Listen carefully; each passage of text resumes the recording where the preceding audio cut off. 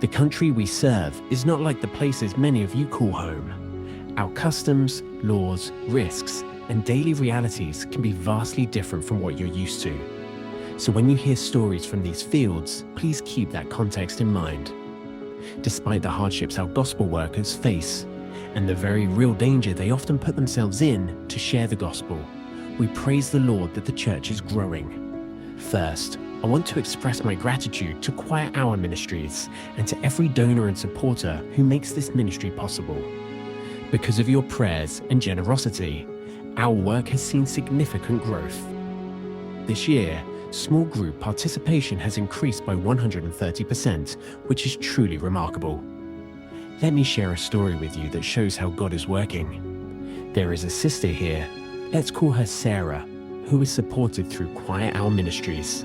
Sarah was married many years ago. After her marriage began, she realized her husband was addicted to drugs and alcohol, which are illegal in our country.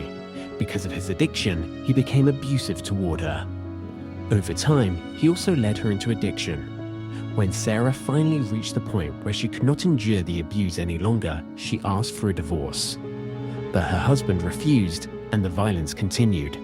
Eventually, Sarah felt so trapped that she believed the only way out was to end her life. One day, she covered herself in oil and set herself on fire. Thankfully, someone nearby was able to put out the flames in time. But Sarah's burns were severe, and she spent months in the hospital recovering.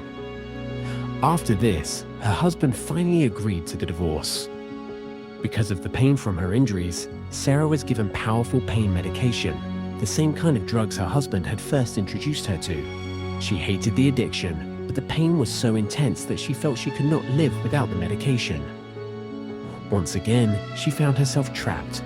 Sarah became deeply depressed, feeling as though she was right back where she had started. But then, one day, she met an Adventist sister who began studying the Bible with her. Through God's grace, Sarah found hope, healing, and freedom. Today, she is no longer addicted. Now Sarah serves as one of our church leaders here in our country. Once or twice a month, she visits the prison and finds careful ways to share the gospel with prisoners. She also prepares packaged meals for homeless people in her community, gathers clothing for children in need, and leads a house church group where she teaches the Bible. Sarah's life is a testimony of what God can do. She went from despair and addiction to hope, healing, and ministry. And she is not alone.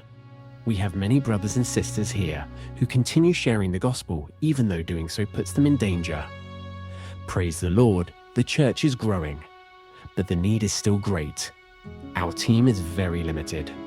There are only 3 pastors serving in our country, 1 local pastor, 1 new pastor from abroad, and myself. My original role was to train and develop leaders within the community, but that work has now expanded.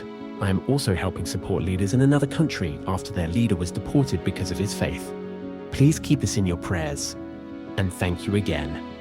Because of the donors who give through Quiet Hour Ministries, we are able to continue sharing the gospel with those who need it most.